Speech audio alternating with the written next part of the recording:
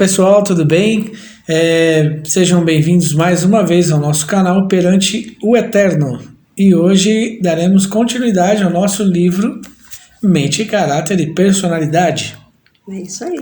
Oi, gente, tudo bem com vocês? Mais uma vez aqui, com muito carinho, com muita dedicação, para a gente refletir um pouquinho mais sobre esse maravilhoso livro. É isso aí. Lembrando, se você não é inscrito, por favor, inscreva-se. É isso tá bom? aí. Aquele abraço. Não, é até a leitura, É né? a leitura.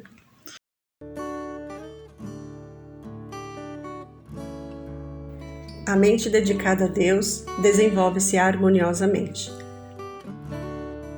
Deus toma os homens tais quais são e os educa para o seu serviço, se eles se entregarem a Ele. O Espírito de Deus, recebido na alma, aviva todas as suas faculdades. Sob a guia do Espírito Santo, a mente que sem reservas se dedica a Deus desenvolve-se harmoniosamente e é fortalecida para compreender e cumprir as reivindicações de Deus. O caráter fraco, vacilante, transforma-se em outro, forte e inabalável. A dedicação contínua estabelece tão íntimo relacionamento entre Jesus e seus discípulos que o cristão assimila o caráter de seu Senhor. Tem visão mais clara, mais ampla. Seu discernimento é mais agudo, seu julgamento mais equilibrado. Tão avivado é ele pelo poder vitalizante do sol da justiça, que é habilitado a produzir muito fruto para a glória de Deus.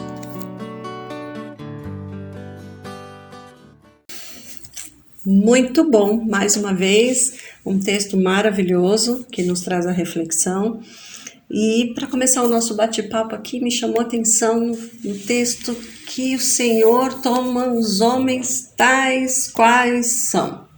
Mais uma vez aqui, a gente pode refletir então que Deus não escolhe, né? Ele não faz distinção de pessoas, é isso? Sim, a própria Bíblia fala, né? Que Deus não faz acepção de pessoas, né?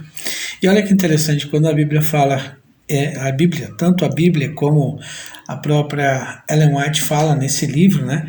Que Deus transforma os homens, ele pega como são, homens e mulheres, né? Uhum. Transforma-os. Né? É interessante que isso já nos arremete a quem?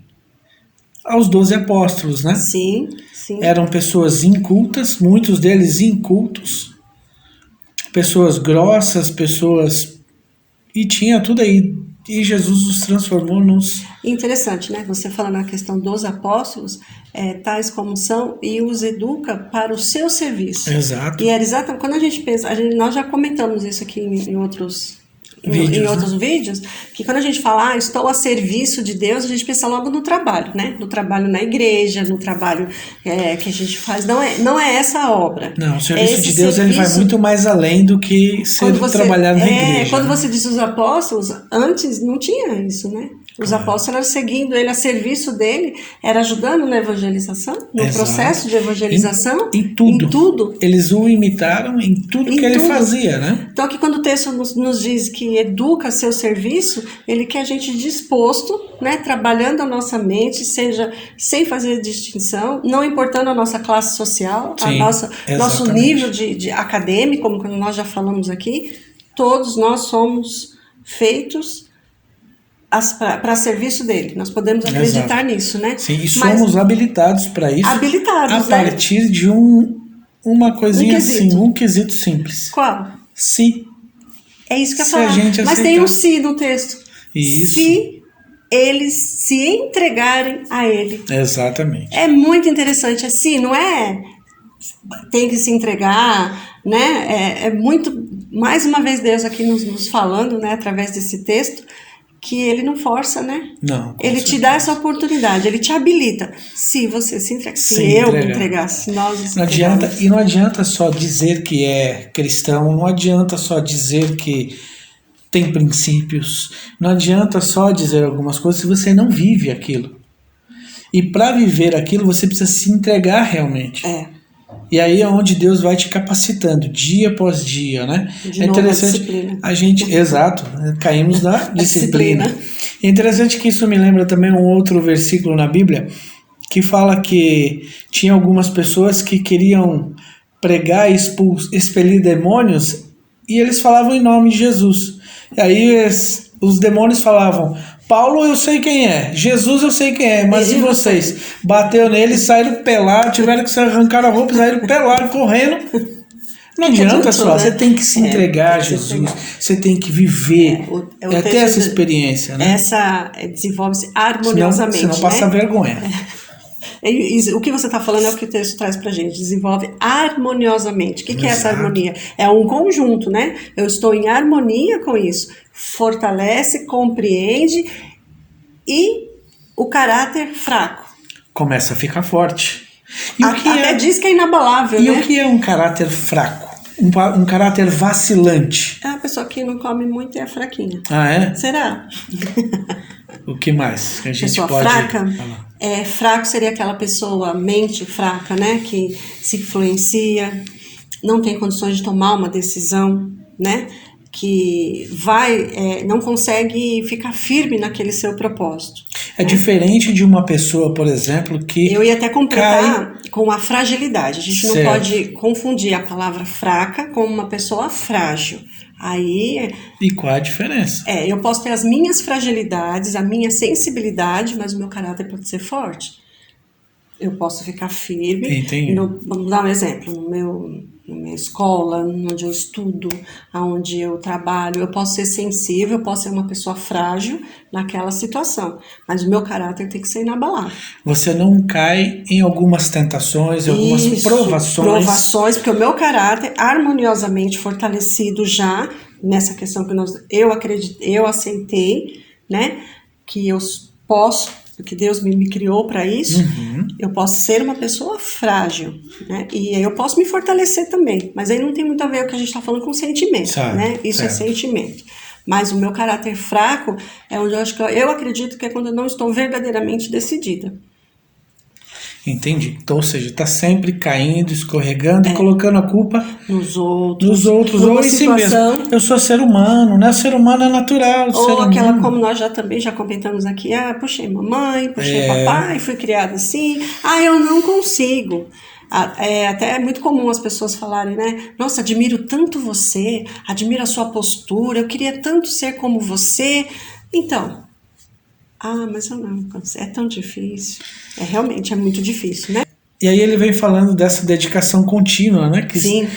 Quanto mais eu me dedicar... Contínua, né? Hoje eu vou, hoje eu faço, amanhã não, né? Depois eu tento de novo, é contínuo. A gente cai naqueles estudos que a gente teve lá no começo a respeito de exercício físico, né? Não adianta eu fazer um exercício físico hoje, aí eu fico com dor. Aí eu não... Daqui um mês eu volto.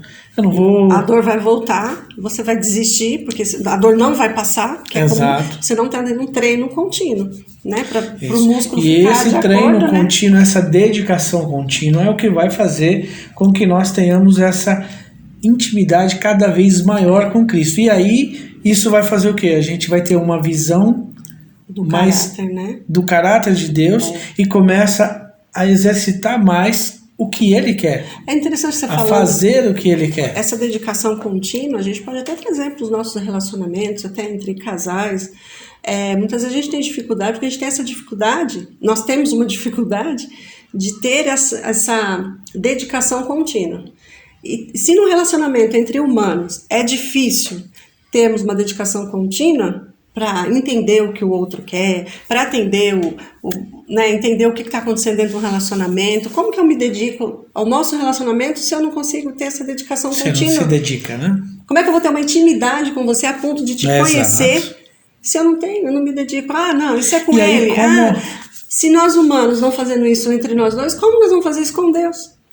E você não pode amar em quem você não confia. Exatamente. Você não pode confiar com quem você não passa tempo se relacionando, em quem você não conhece. E você não conhece se você não passar tempo com a pessoa. Isso não é nem contraditório, Está estritamente ligado uma coisa na outra.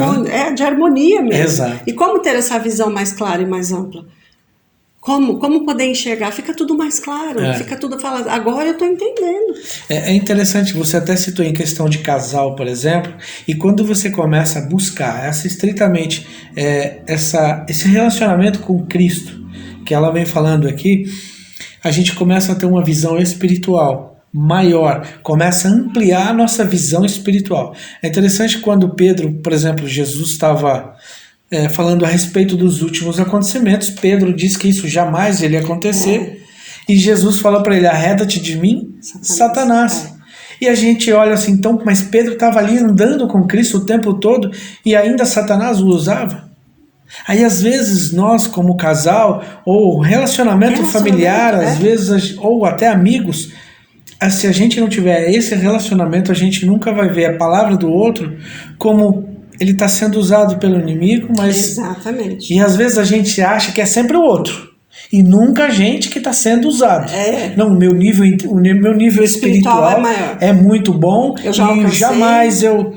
Jesus, olha só, Jesus reprovou ali o próprio Pedro, e estava andando com ele há 3 anos mesmo, diretamente uma relação íntima com Jesus. E Pedro não reconheceu que podia acontecer com ele, quem era ele. E esse julgamento mais equilibrado, que é o que você está falando, né? A gente começa a equilibrar. Não é o julgamento aqui de julgar o outro, que é isso. Não é esse julgamento. É julgar as situações. Sim. É olhar em cada situação o que é conveniente eu fazer, o que abala o meu caráter, o que me afasta desse relacionamento com Cristo. Voltando a dar o exemplo do nosso relacionamento enquanto marido e mulher.